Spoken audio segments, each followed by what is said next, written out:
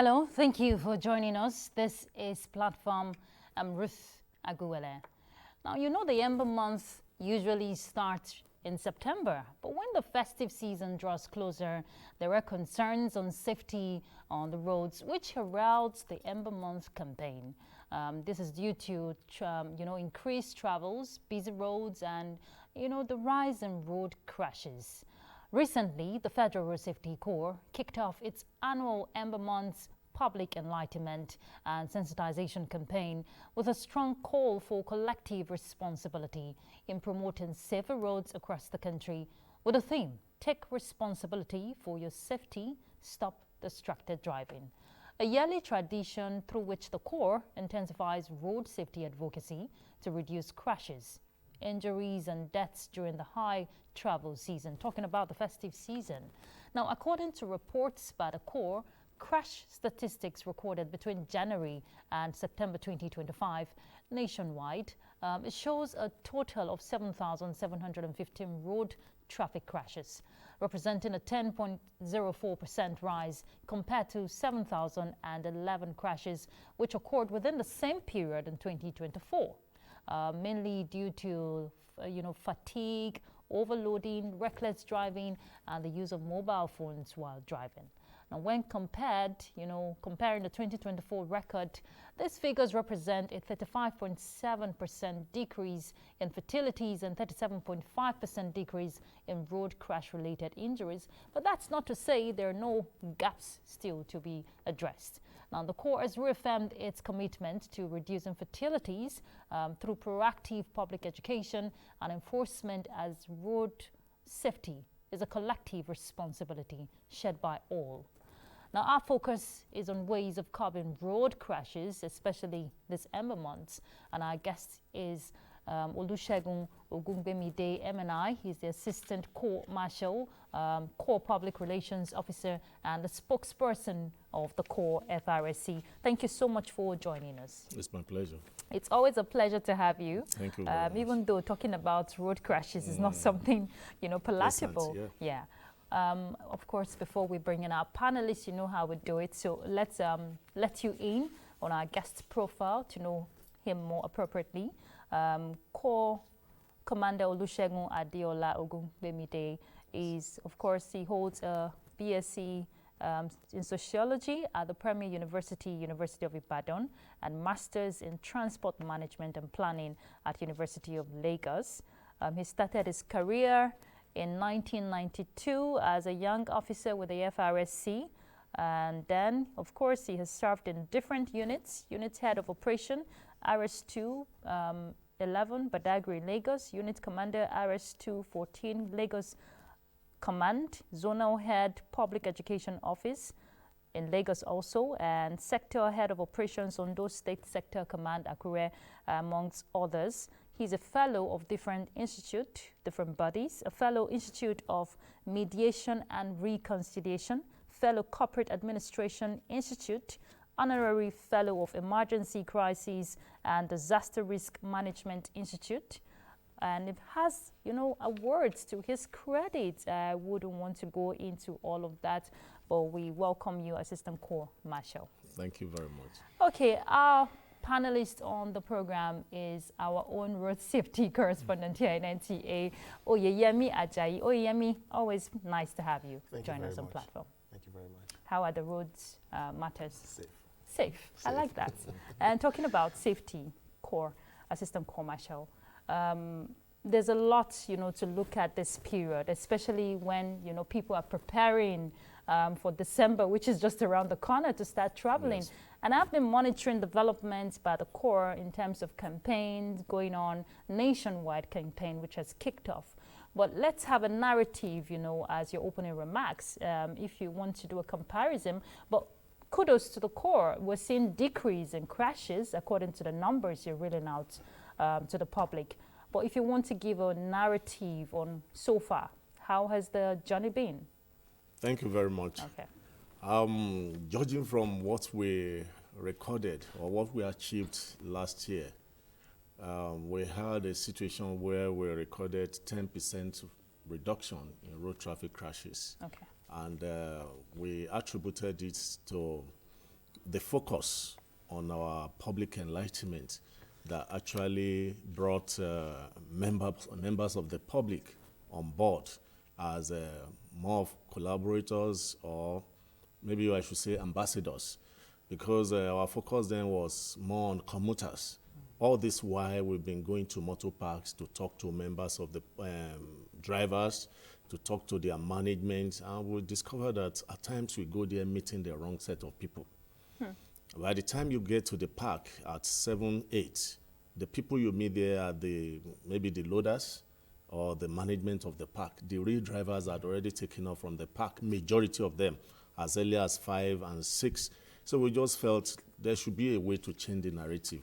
So when the Corps Marshal, Sheikh Mohammed MNI, came on board, he said we cannot continue to do the same thing over and over and expect something results. different to come up. So he said we should introduce the town hall meeting, which happened to be a kind of conglomeration, if I may put it, of all road users and stakeholders. And that's what we did in 2024 that gave us that leap in productivity and reduction in road traffic crashes by 10%. And when you are privileged to have such results, you don't throw away a winning team. So that's why we say, rather than, well, what we did is now to build on that this year. So right from October 28th, we started with press conference, which is to put our, let me say, our main partner, the press, on the same page with us. And it was a nationwide thing. And just 3 days after, we also engaged in the road show, which ended up in motor parks. That means taking care of the members of the public and also the road managers, the transport unions too.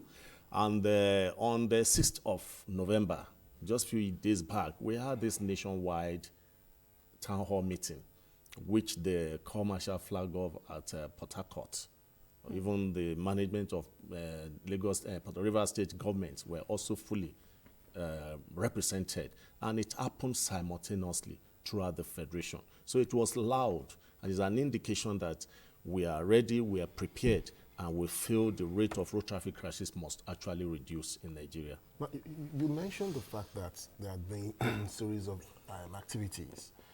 If I may ask, what has been the reaction from the stakeholders talking about the transport unions so far? Yes, I think the transport union are actually elated because many of them were, they were able to mobilize their members to attend the town hall meetings. And the feedback we also received from our social media handles is an indication that virtually all Nigerians have seen it, that you cannot just throw the responsibility of reducing road traffic crashes on Federal Road Safety Corps' footstep when all of us are involved. Yes. Because we have our own limited role as enforcers and public education aspect. But I cannot really determine what you are having in your mind as a road user. I cannot determine your psychological setting. That is why it's very necessary for us to carry everybody along, for them to know the implication of their role, that the role they have to play. And that is what generated the theme for this year. Take responsibility for your safety. Avoid distracted driving. It's easier for you to say, oh, there's tire burst. Oh, there's brake failure. But it's very difficult for you to know what must have prompted the actual crash, which mostly are distractions. And even if a man is making call, which we have discovered recently, by the time he sees FRSC operatives, he dropped the phone and it becomes a contention. But we want him to know that it's not just about FRSC. It's about you, it's about your passengers. Which brings me to the human factor aspect, which is solely, one of the major causes of this road crashes we're seeing.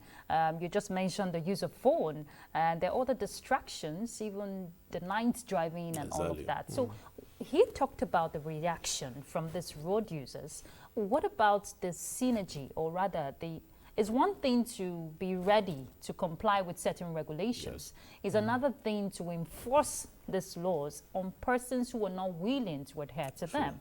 So what strategy is the Corps, deploying to ensure that road users, beyond people who will be traveling or, ply those highways, people go on these roads every day? Exactly. So we do celebrate what happens in the Western world. which has really assisted them in reducing road traffic crashes. When you compare countries like Sweden, UK, whoa, they have done so well. But one thing that is very prominent achievement is that the citizen supports Yes. the government. It's one thing to put policy on ground. Yeah. It's another thing for the policy to be, accomplished. And that is why we've been talking to members of the public, even the union members, the executives, which are fully on the same page with us now. They are more of friends to the command now, because since the Corps Marshal came on board, he has visited all of them, and they've also reciprocated by, coming down to our office. And they've given their words that whatever it takes to support this motion in making sure that their staff reduce the rate of road traffic traveling at night is something that is going to be celebrated. Many of them that are, especially the wet cargoes, that are expected to go through our process of safe to load before putting the vehicle on the road, they've also supported us. We have an uplift in the level of cooperation. And the major culprit, if I may put it, when the commuters are not on the road, the driver will not have to put an empty vehicles on the road. Yeah. So if the commuters are able to appreciate what we are telling them, that if you travel at night, if there's any crisis, if there's any crash, it's very difficult for FRSC operatives to operate at night because of the risk that is involved. And it's also very difficult for you to see immediate help because of logistics and the timing. At times, crashes occur at a very odd hour, odd location. Yeah. So we bring this up for them to know that we are so passionate about their their situation, lives. about their lives. So if you don't go to the park to look for vehicle after 7 p.m., the drivers too will stay back. Can we really avoid desperation of people? By virtue of the law, there's no law in Nigeria today that says people should not travel within a particular period. And that is why FRSC's tool is somehow handicapped, because we can't force it. Yes. We can't go on the road and say, no, this vehicle must not move. But I know from state to state, some states put up some edits and say, no, the moment is so period, vehicles are not expected to move. I even know maybe in FCT, they only limited the movement of articulated vehicles to, less peak period. I think from 6 down till early hours of the following day. And you still know, despite that, it's still being compromised. Yes. If you mentioned making phones while driving as one of the distractions. If you're to enlighten Nigerians basically about what more constitutes distraction while driving. The highlight of distracted driving, mostly the one we all see, that's the use of phone while driving. Even the use of phone while driving is still, shortchanged, because some people believe it's when you are holding phones and that's when you have committed an offense. It's beyond that. Yeah. The use of phone while driving means you don't even have any business to do with the phone, either hand-free or leg-free or what have you. I was going to say the use of hands-free. The use of phone while driving is the information that gets to you, apart from the distraction of holding the phone. Another major distraction is the information that enters you or the one you try to release. And on several occasions, I've been challenged by Nigerians that what of you talking to the person beside you? And I told them that when you are talking to the person beside you, I don't imagine you now. I'm driving, you are talking, I'm not imagining you. I'm focused on what I'm doing. But if you are talking with someone on phone, you imagine the person. I've had reason to say this severally. When you are talking with your superior on phone, there's every tendency for you to want to give compliments unconsciously. You have to change your position. When you are talking with your parents, there's every tendency for you to show some levels of politeness.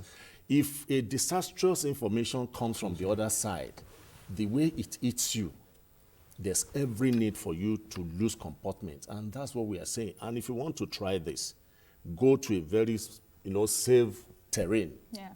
Pick your phone as if you are receiving call. Look at the road. And after dropping the phone, look at the road too. It won't be the same. It will look as if they remove cobweb from your sight when the phone is not engaging you. And there are some other distractions too. We call it external distractions. Some of us are gullible. Any little things outside our driving attract us. That's why we're not happy when we see all these hawkers on the highway. Even animals are distractions. That's why we say we should avoid having cattle milling around the highway, because when they move, you can be distracted. And when I don't want to go to the one that is peculiar to men too, which is also a major problem. You see ladies by the roadside, rather than for you to concentrate, you get carried away. The next thing when you run into another vehicle, you say it's brake failure. That's why I said we emphasize more on public enlightenment, because people will not always tell you the truth when it comes to issues that are not physical. And those are the distractions. And you know, especially for private vehicles now, distraction comes from the wife, the children. I was on the road a few weeks ago, and a man, I'm sure, was taking the daughter to school. And the daughter moved from the back and was showing the daddy something on a pamphlet, a man driving, battling with this child and also concentrating on the road becomes a different issue. Because when you are driving, it entails all the senses. Yes. Your eyes, your ear, your nose, your brain. thinking faculty. Driving is not what you compromise with other issues. That's why we say we've realized that a lot of problems are in ground. And coupled with the situation in the country now, a lot of psychological issues goes into it.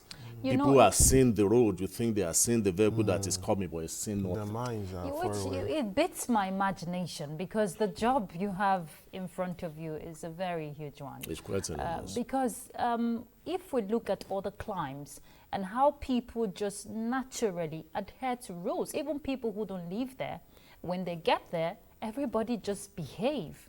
Because there's a sense, of awareness that the laws, the system is working. There's something that will happen to you if you go the wrong way. When do we get to that point where you don't even have to be enforcing some of these rules? They're just there for people to adhere to them. I pray we get there during my own existence in this particular generation.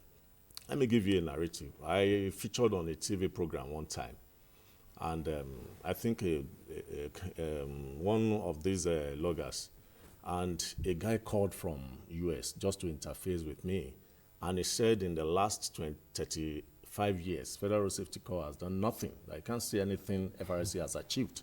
He said, look at me now, I'm in US. I'm a truck driver. They booked me $23. You can't escape it. I have to pay. But in FRSC, you are not doing anything. Okay. And I asked him, I said, if you were to be in Nigeria and that your same truck was stopped, the first thing you will do is to park on the highway and block other road users. You mobilize your colleagues who will join you. They will not ask question the offense you have committed. You block the entire space and you say until the charges are withdrawn, nobody will move. Or alternative-wise, you could call a big man. Exactly what I and was say, going to oh, say. Will he, they will, just booked will he me for even pay? 23. I can't. Then the big man will call another big man. Then it becomes, it works in other climes. How come it's not working here? How come when Nigerians travel out, we abide by their rules? Because we believe we're in another man's country, so we are scared. Somebody returned to the country and said, yes, I'm back to my fatherland, I can do anything. When he was arrested, he said, nobody, you mean I will be arrested in my own father's land? Death does not know your father's land. Death, as at the last counting, more than 3,000 people have been killed this year. They are Nigerians, they are not outsiders. So if you don't want to be serious with enforcement, like I said, we have enforcement being overwhelmed now because policy is to take care of majority, while enforcement is to take care of the few deviants. But today we are having minority abiding by policies, while majority are now deviants. So it becomes overwhelming for enforcement. And that's the crisis we are managing. When people feel they are above the law, I can do anything, there's level of impunity so high. Look at the traffic lights and junctions, intersections. How many of our people do obey that traffic light at intersection? But when a crash occurs, they call FRSC. And somebody said we have not done enough. You know, it's just unfortunate. Oyemi. If I may come in here, the Ember month, like Shields actually touched, is on now. What are you bringing in differently to ensure a smooth movement or a smooth time? Yes, what we are celebrating now in the last 1 year is what the commercial came on board with. You know, it's like he's fully prepared for that calling. Because the moment he came in, he came up with his 6 policy trusts. That's realigning our operational activities, all the commands that are in hidden areas that are not really giving any result, he realigned them to the corridors where they are required.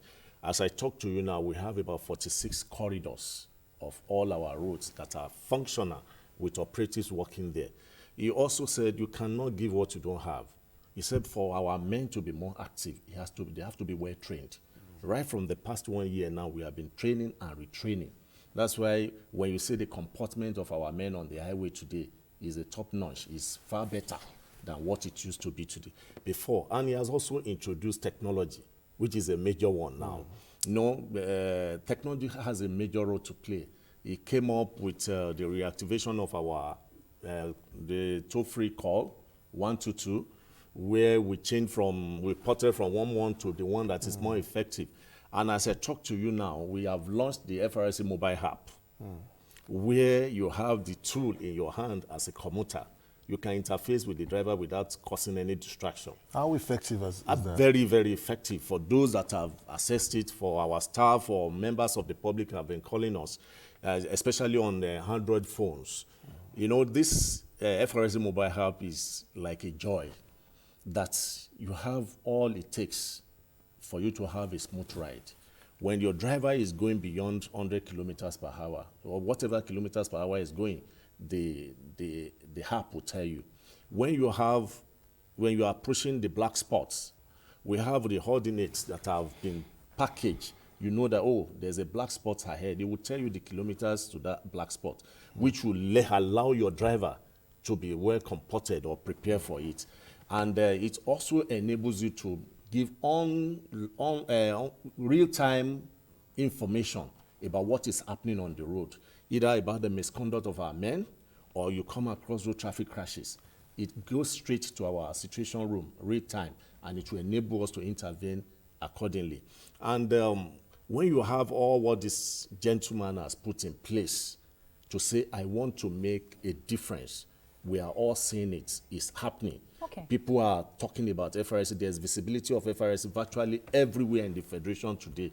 And what this has assisted us in doing is that at every road traffic crash, there's prompt response and lives are being saved. You know, that's the point I want to get to, especially the use of the app, which is, like you've stated, is quite effective. But the response is where the question will be. Yep. Would you say the response mechanisms put in place are really intact and are apt, as of when due? I'm asking this question because you are everywhere across the country. It's not just a situation where in Abuja we have it on a high, then in Kano we have it on a low. How would you marry that to give us a ratio of how the response is, especially when a passenger is, sending a message to your situation room? How do you send that, how do you make the response happen effectively? In the last maybe 5 years back, when a crash occurs, if there's no information getting to us, we might not be able to get to the scene under 30 minutes. But today, our target, which has been fulfilled recently, is about 10-15 minutes, which we still want to improve upon. And how did we get here? The toll-free 122 goes straight to our call center that operates 24 hours. And the implication of this is that replicated across the country? No, that is a central one at headquarters, fully manned, 24 hours. And when the information gets there, they have the details of all the commands distributed around the Federation. We have commands in the 36 and FCT. We have unit commands, more than 300 distributed all over, and we have outposts. And at the same time, we now have our operatives at each local government now, covering the 774 local governments or thereabout. The meaning is when the call comes, it will detect the nearest command to that scene of the crash, or the nearest ambulance, that's our ambulance spot, who gets there under 10 minutes. Okay. But when there's no information, no matter the miracle you can perform, it becomes difficult. And that's why we try to, virtually every space, we talked about the 122 toll-free. And that's the essence of having this FRSC mobile app now. Not just the toll-free, you can still use the mobile app to reach out to us. Are you pushing the campaign for people to have this app on their phones? Because it's very important. It's the information we can do. It's for me to tell you. It's your decision to put it on your phone. Maybe the day you appreciate it is the day you need it. I give you an example of what happened last year at Ijebu-Ode, when during this fuel crisis, a lady was going to Jigawa, and when the driver got to Ijebu-Ode, he entered filling station and loaded about 3 jerry cans and put it under their seats. And the woman said, no, I'm not here to get killed. Anything can happen. And the man insisted that if you don't want to stay, you go out. So the next thing is use the app, link us up. Before that vehicle could get to Akure, we were able to get the vehicle apprehended. It was celebrated. And that's the might of the power in that app, which I will use this opportunity to tell members of the public that they should all get in their, for especially those that are having Android. We are trying to upgrade that of the iPhone, which is going to be done very soon. Okay. So now with this, can you say that the core is fully prepared for its campaigns for the Ember months? The campaign for the Ember month is as good as done. We started, like I said, with the press conference, which was nationwide, which I know virtually all the press media are very much, in tune with that. And also the road show too. It was nationwide, not just at the capital, at the unit level, at the outpost level. It was carried out. And on the 6th, we had our town hall meeting. And town hall meeting, the robust aspect of it is even to the grassroots, because the traditional rulers were also involved. And the mandate given to the traditional rulers were to go back to their domain and speak to their people. Because one thing this is a period of sincerity for FRSC. We don't deceive ourselves. It's not possible for us to be everywhere. The Nigerian road network is more than 200,000 kilometers. So if we say FRSC can be everywhere, we'll be deceiving ourselves. So what we'll do is to harvest ambassadors who can assist us in reaching out to their people. The reason why we had high rate of fatality last year was because of scooping. Yeah. And where most of this scooping occurred were in, far localities, where like the Jigawa one, they say about 4 villages were mobilized to come and scoop. Even Niger, we saw Niger State. Which you saw. So it takes, because can we be there at that moment when they were doing the scooping after 12 midnight? But when they have their traditional rulers who were all part of this town hall meeting, speak to them, they understand the language better. And that's what we are trying to guide against this year. Because that last year, the upsurge in fatality was not as a result of road traffic crashes. It was as a result of scooping. So we are out, we have spoken to the stakeholders, and we are guiding it judiciously that it must not repeat itself this year. So far, can you say that the campaign against scooping is succeeding? Truly succeeding. You agree with me. When we have a tanker force, anytime you are called by the media, they will say incessant. Yeah. As if it's something we witness every day. And you don't blame them. It's because of the loudness of a single crash, anything that involve inferno. But when you look at the number of tankers that parade Nigerian daily, more than 10,000, and one gets involved in a crash, you say incessant. So today, nobody talks about tanker crash. It's not that they were not having crashes. We still had one not too but long because in Niger State. Fire did not really, it gets involved, so people they would downplay it. But truly, we have done greatly, especially with our safe-to-load process, that if the vehicle is not in good order, you are not going to load. and all the stakeholders involved have cooperated with us. Okay, I'd like to get perspectives of what the state governments are doing, to ensure that the campaign for safe roads, safety of passengers on the roads, keeps thriving. But that will be after the break. Let's take a break. Do stay tuned. What are we doing as a nation to, first of all, settle our teeming populace, especially the NTA's political package with a third eye on the nation's political scene. I'm Fisa Ogunfuyi. Welcome. You have to be very careful giving space to people who are obviously sponsored to further the agenda of some other groups. There's a lot of questions. A lot of questions in a closed door sessions. Some of these issues, some of the problems bedeviling of their. In fact, between June 1st and July 17, 19-point-something billion has left the coffers of the NDDC. I can say my constituency, they need everything because we don't have anything.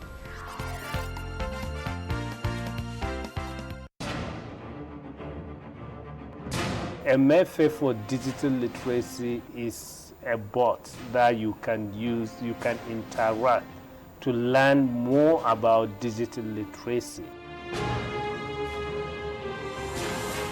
Hello, it's our pleasure to have you join us on platform. I'm Ruth Aguwele.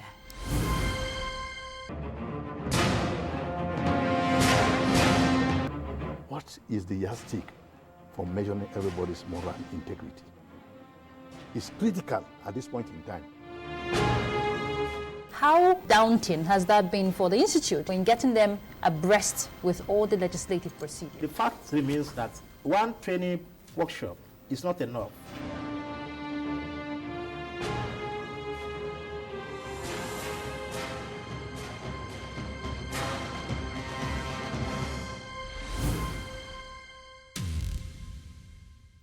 Thank you for staying tuned. The conversation is Ember Morns and, of course, ways to curb road crashes this period. So I was going to ask you about, state government interventions. I see the nationwide, town hall meeting that has been ongoing. What would you say is the feedback? Now, you're just giving us the feedback from how communities, are responding to that synergy. What about state government intervention? Because they also have a stake in all of this. Sure. Okay.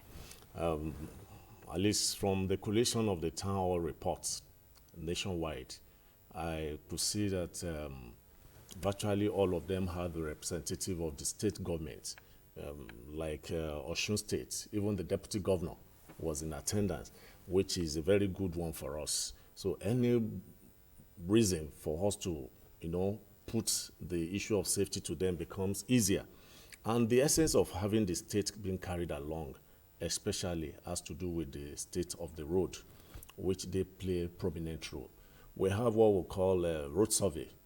The essence of road survey is for us, we always do it, intermittently like that, to know the state of the road, to know whether there are signages, to know whether there are potholes. So we'll return this report back to the state government for them to do the necessary intervention because people already, they've started traveling already.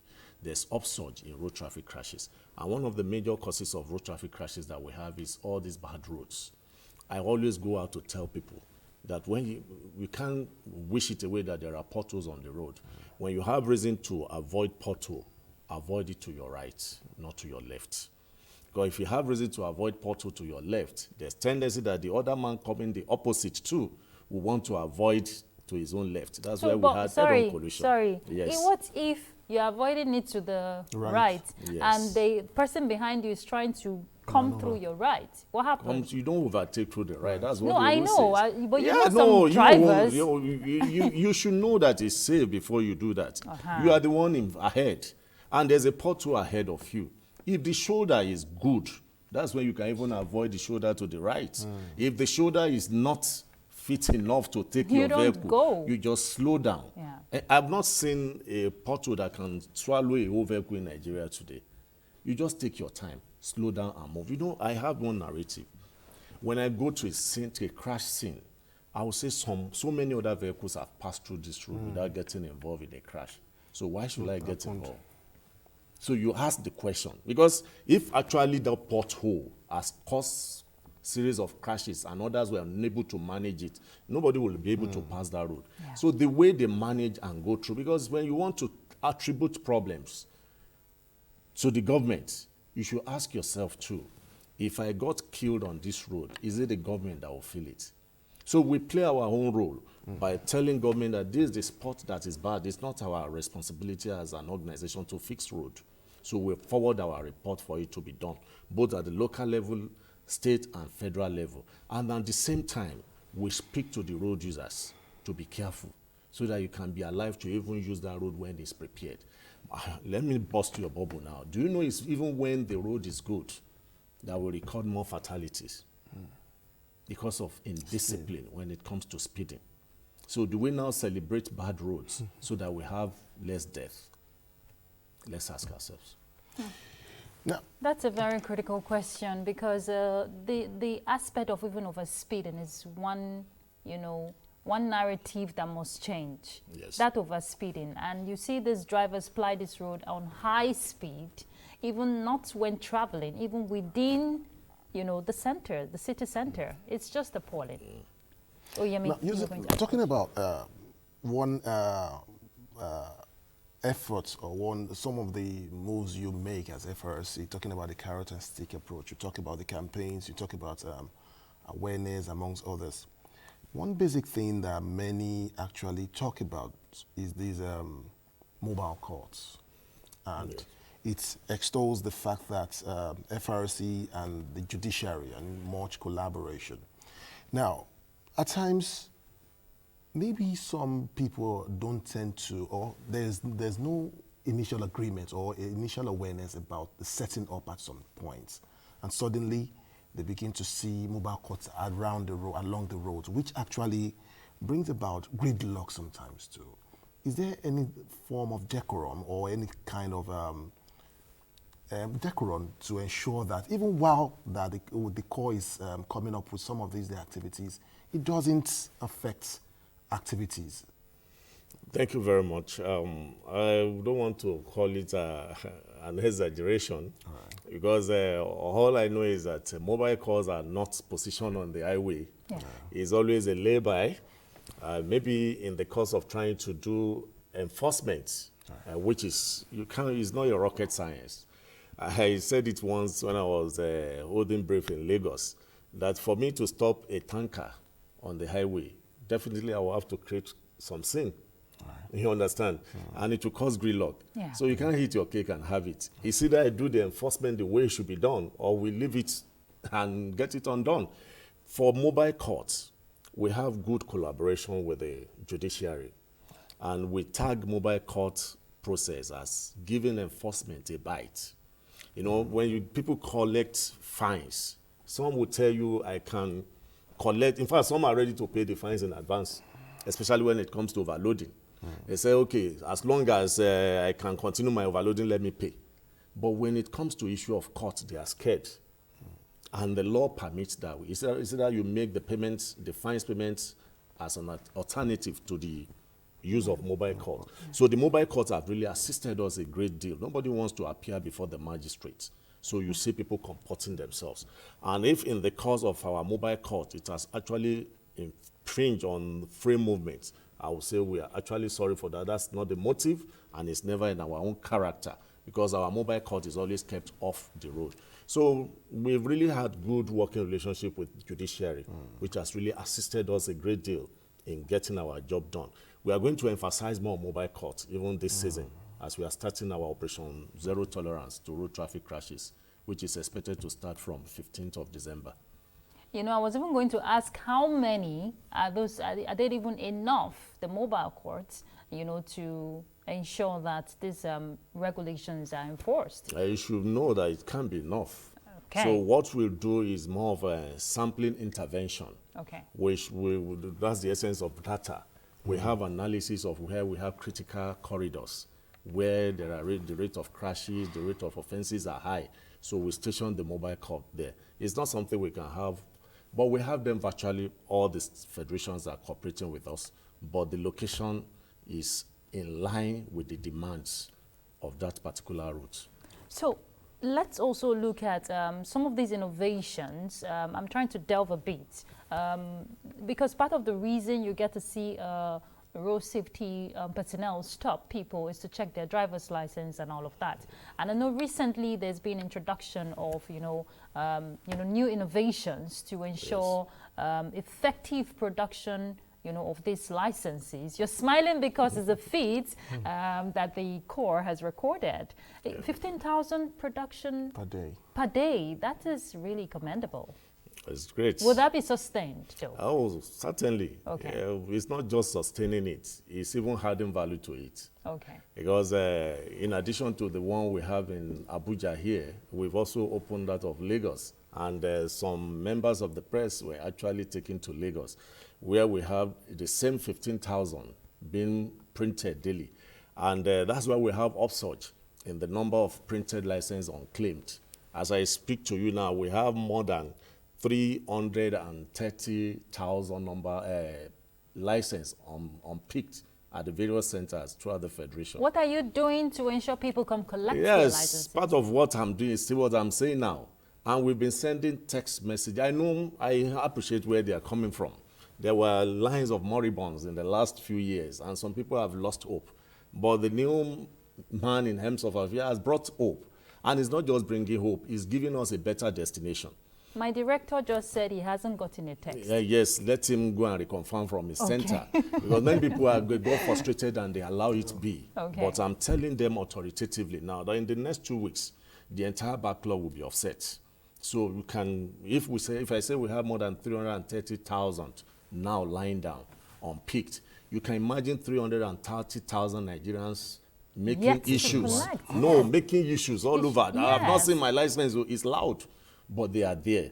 Let them go. And I'm sure in the next 2 weeks, those that are the remaining parts of the backlog will be brought. And in addition to that, we are entering a different process now, which is contactless. The Corps Marshal has declared it, he has mentioned it, and very soon, that's the destination now, where all this thumb printing and everything is not going to be there, just a contactless process. You get your details. Take us through the process, how it might look like. Yes, well, it's still not, it's not an outright deviation from what it used to be. After you have gone through the driving school, you are given your certificate that has the code. It's automated, and you use the code to access the portal. And when you are through with VIOs and MVA, you now go to FRC for capturing.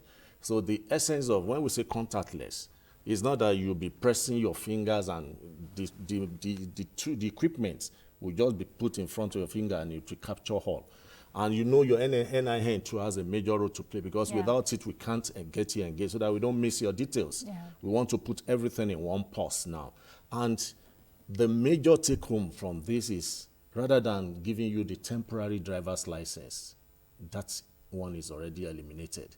You get your original printed license immediately. And that's the highlights of that success. So let's hope that this feat is sustained.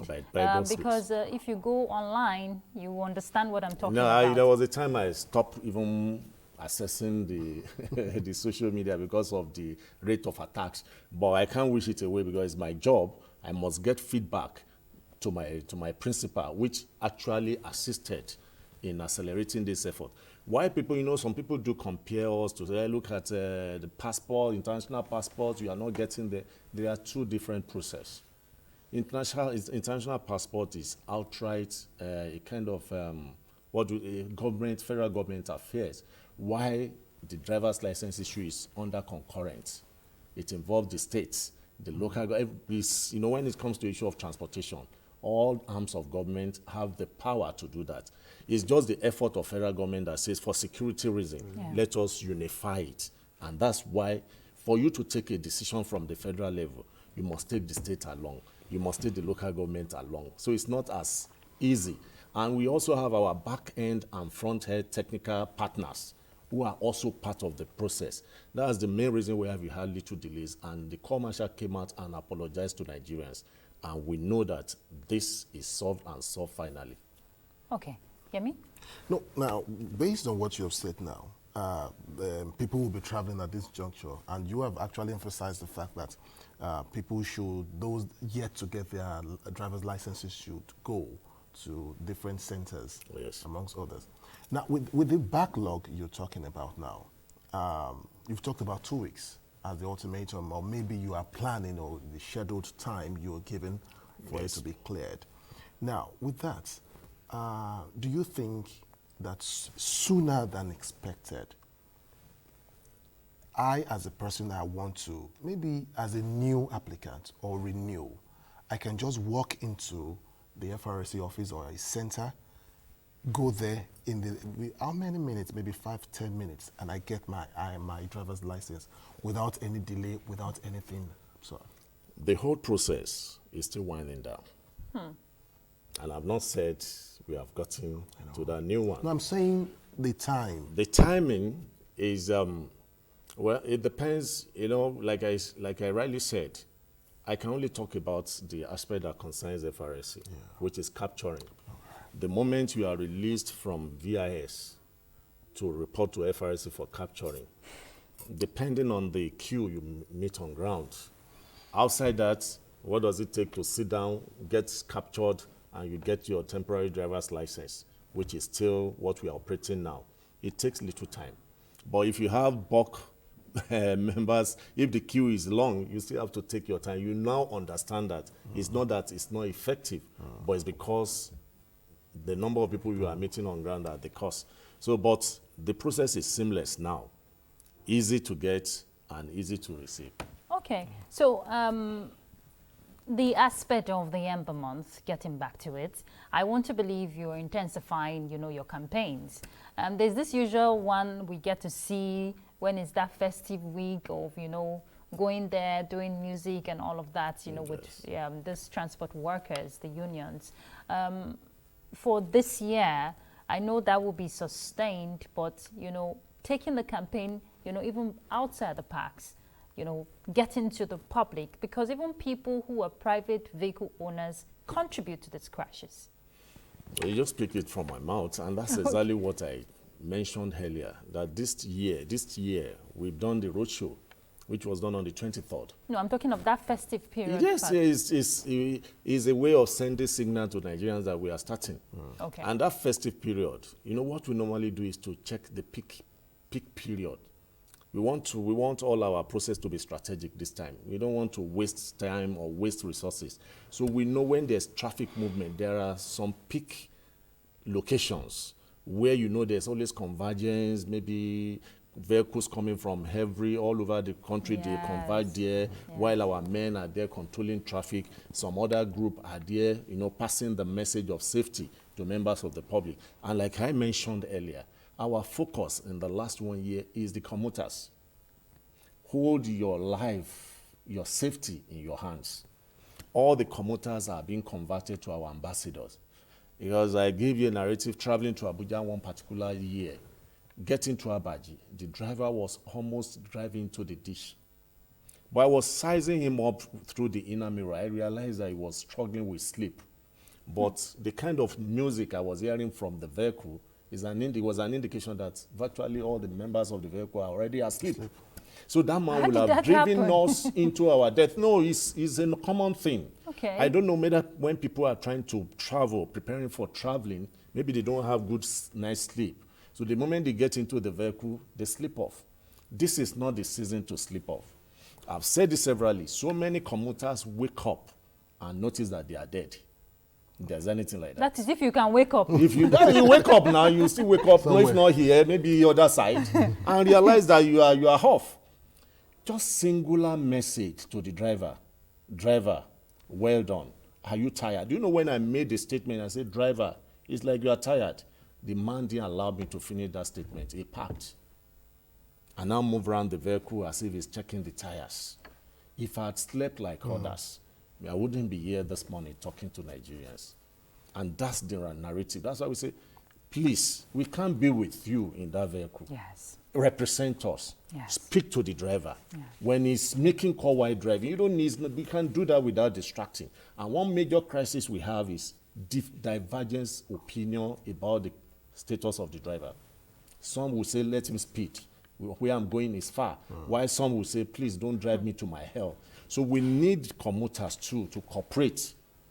And where the driver becomes recalcitrant, you can easily reach out to the nearest FRS because our men are going to be stationed all over. Okay. And pass the message across. And you've just passed the message, Assistant Corps Marshal, and we want to appreciate you. Of course, you know NTA will always give its support to ensure that this campaign is sustained because lives are involved. Thank you very much for coming on the program. My pleasure. Thank you. He is Olusegun Ogunbemide, MNI, Assistant Corps Marshal, Corps Public Relations Officer, and the spokesperson of the FRSC. And keep up the good job and stay safe yourself. Thank you. Very conscious of that. Okay. We want to thank our own road safety correspondent. Thank you, Oyeyemi Ajayi. Thank you so much. Thank you. I know you're always safe out there. Always safe.